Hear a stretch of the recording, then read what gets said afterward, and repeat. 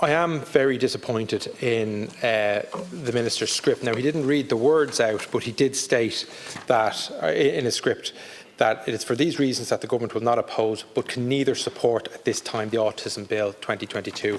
Now, we did not pitch this bill to be 2 or 3 steps away from the government so that they couldn't support it. We spent an awful lot of time working with parents and families and adults with autism to try and write a bill that could be deliverable.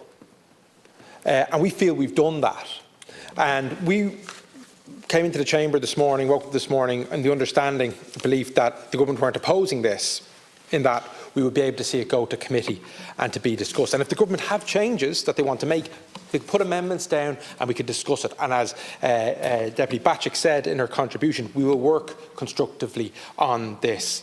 But unfortunately, this will go where all the opposition motions have gone, where all the opposition bills have gone. They'll go into the ether, they'll stay on the order paper, and they will go no further. And quite frankly, that is a tragedy for the thousands of people with autism, their families and their support networks all over this country.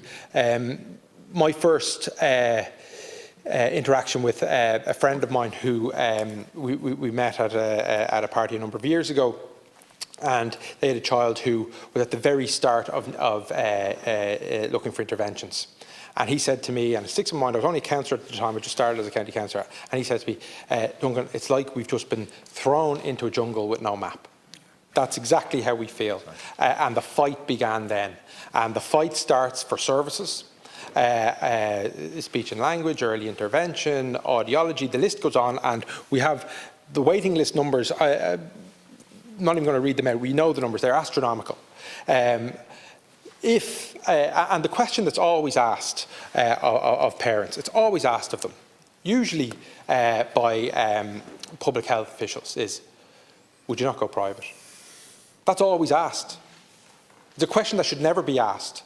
What an awful thing to ask, because many people cannot afford to go private. They should not have to go private.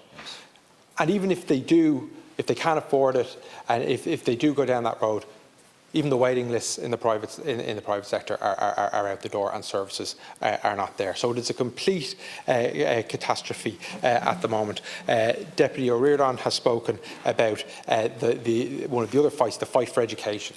I mean, 25 schools that one family had to go through in order to get a school place. I mean, everyone in this chamber here, you think of your community where you live, and you count 25 schools away from where you live, and how far that is going to take you.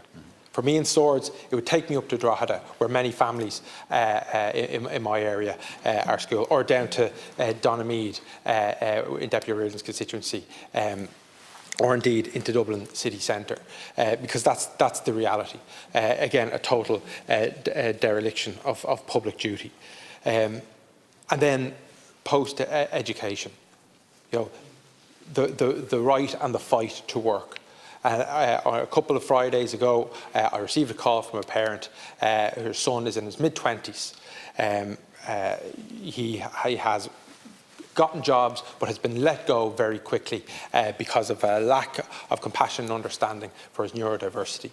You know, and that is why in this bill we have gone to look at amending legislation and putting in definitions in order to tackle the discrimination that's taken place in workplaces. So, you know, we are really disappointed that this bill will go the way of our motion last year.